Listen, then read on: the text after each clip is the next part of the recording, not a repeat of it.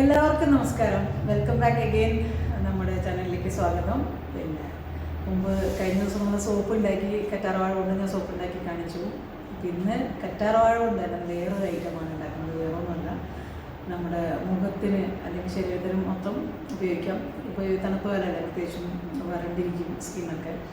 അപ്പോൾ അതിന് നമുക്കൊരു ജെല്ല് ഉണ്ടാക്കാം. കറ്റാർവാഴ ജെല്ല്, അലുവേറ ജെല്ല് മേടിക്കാൻ കിട്ടുന്നത് എനിക്കറിയാം. പക്ഷെ അതിനൊക്കെ ആണെങ്കിൽ നമുക്ക് കെമിക്കലൊക്കെ ഉണ്ടാവില്ല. ഇപ്പോൾ ഒരു കമ്പനിയിൽ നിന്നല്ല, നമ്മൾ വീട്ടിലുണ്ടാക്കുമ്പോൾ നമുക്കറിയാലോ നമ്മൾ കെമിക്കലൊന്നും ഇടുന്നില്ല എന്നുള്ളത്. ഇത് നാച്ചുറലായിട്ട് തൊടിയിൽ നിന്ന് കിട്ടുന്നതാണ്. നമ്മുടെ വീടുകളിൽ, എൻ്റെ വീട്ടിലില്ല, എനിക്ക് വേറെ എൻ്റെ ആങ്ങൾ കൊണ്ട് തന്നതാണ് പുറത്തുനിന്ന്. ഓക്കെ, അപ്പോൾ ഇതിൻ്റെ ഈ രണ്ട് സൈഡിലുള്ള ഈ മുള്ളു പോലൊരു സാധനമുള്ളത് ചെത്തിക്കളയുക.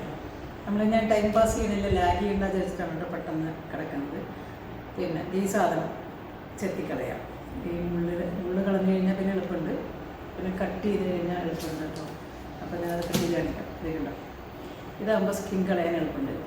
അതിനുള്ളിലത്തെ കളയണ്ട, നമുക്ക് അതിനുള്ളിലത്തെ മാത്രമാണ് ആവശ്യം. അകക്കമ്പ് എന്ന് പറയും.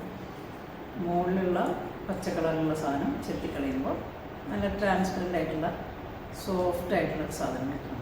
അതാണ് നമുക്ക് ആവശ്യം. കാരണം ഈ അതുപോലെ കറ്റാർവാഴ എടുക്കുമ്പോൾ എപ്പോഴും ശ്രദ്ധിക്കേണ്ട ഒരു കാര്യം എന്ന് വെച്ച് കഴിഞ്ഞാൽ 2 മണിക്കൂറെങ്കിലും മിനിമം നമ്മളതിനെ പുറത്തിങ്ങനെ കുത്തിച്ചാരി വയ്ക്കുക. അല്ലെങ്കിൽ ഞാൻ അങ്ങനെ ചാരി വയ്ക്കില്ല, വെള്ളത്തിലിടുക ചെയ്യുക. ഒരു അരമണിക്കൂർ വെള്ളത്തിലിട്ട് കഴിഞ്ഞാൽ അതിൻ്റെ കറയൊക്കെ ഇങ്ങനെ ഇളകി പൊക്കോളും. അപ്പോൾ പിന്നെ നമുക്കത് കുഴപ്പം ചെയ്യില്ല. അല്ലെങ്കിൽ ആ കറയുള്ളത് വലിയ പ്രശ്നമാണ്. ചിലർക്ക് ചൊറിച്ചിലൊക്കെ ഉണ്ടാവും, അലർജിയൊക്കെ ഉണ്ടാക്കും.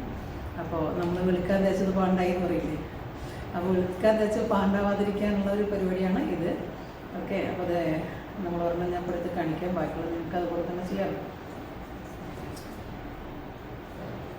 ഒന്നുകിൽ മുകളിലത്തെ ഭാഗം കളഞ്ഞിട്ട് ഒരു സ്പൂൺ ഉണ്ടെങ്കിൽ നമുക്കിങ്ങനെ ചിരണ്ടി എടുക്കാൻ പറ്റും ഉള്ളിൽ നിന്ന്.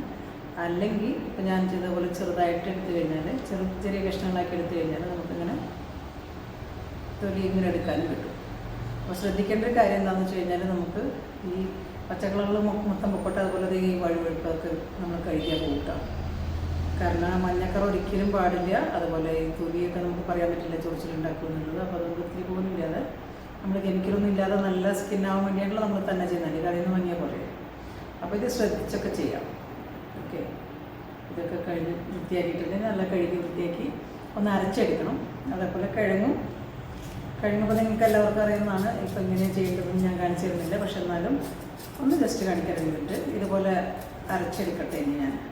ഓക്കെ, തൊലി കളഞ്ഞിട്ടുള്ള കിഴങ്ങ്, അതേപോലെ കറ്റാർവാഴയും ഇതുപോലെയാണ് എടുക്കുന്നത്.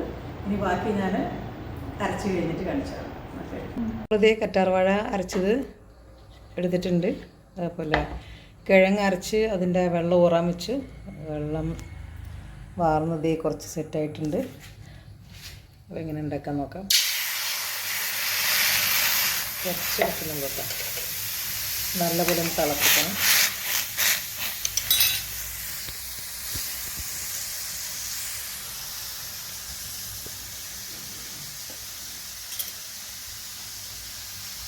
കിഴങ്ങ് അരച്ച് കഴിയുമ്പോൾ അതിൽ മട്ടുണ്ടാവും. അപ്പോൾ അതൊക്കെ കളഞ്ഞിട്ട് നല്ല തെളിച്ചുള്ള വെളുത്ത കളറാകുമ്പോൾ അത് മാത്രമേ എടുക്കാവുള്ളൂ കേട്ടോ.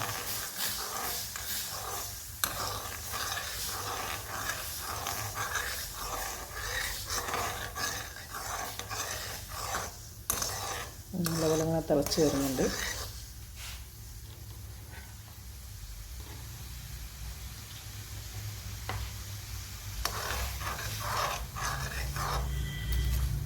കിഴങ്ങിൻ്റെ കട്ട കെട്ടാതെ നോക്കണം. അധികം വേണ്ട കേട്ടോ, കാരണം അധികമായി കഴിഞ്ഞാൽ കൺസിസ്റ്റൻസി ശരിയായിട്ടില്ല. ക്രീമി അപ്പിയറൻസ് ജെല്ലൊക്കെ പോയിട്ട് ചിലപ്പോൾ കട്ടയാവും.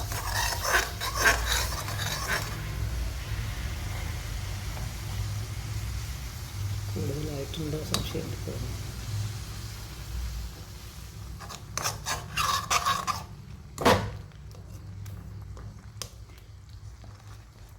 കിഴങ്ങ് എടുക്കുമ്പോൾ അരിച്ചെടുക്കല്ല, അതിൻ്റെ അങ്ങനെ ഊറി വരുന്ന മട്ട് ഉണ്ടല്ലോ, അത് കളയാം. ഒന്നുകൂടെ നല്ലപോലെ കഴുകിയിട്ട് ആ വെള്ളം കളഞ്ഞ് കഴിയുമ്പോഴേക്കും ഇതുപോലെ ആവും. അല്ലെങ്കിൽ ഒരു ബ്രൗണിഷ് അപ്പിയറൻസ് ആവും കേട്ടോ. അതിൽ വേറെ ദോഷമൊന്നുമില്ല.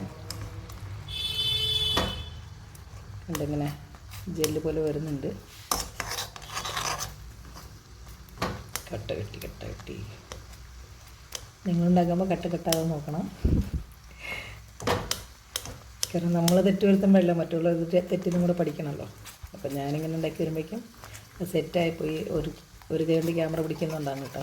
സെറ്റ് ചെയ്ത് വെക്കാനുള്ള സ്ഥലം കിട്ടിയില്ല എനിക്ക്. അപ്പോൾ അത് ഏകദേശം സെറ്റായിട്ട് വരുന്നുണ്ട്. ജെല്ല് പോലുള്ള അപ്പിയറൻസ് വരുന്നുണ്ട്.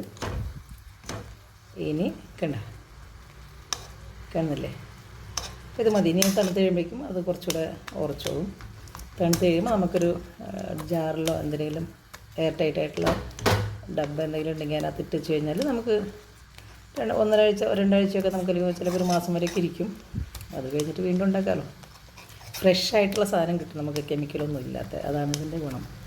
അപ്പോൾ ഞാൻ ഈ ക്യാമറ മാറ്റി വെച്ചിട്ട് ഇനി സെറ്റ് ചെയ്തിരിക്കുന്ന കട്ടയൊക്കെ ഒന്ന് ഉടച്ചെടുക്കട്ടെ.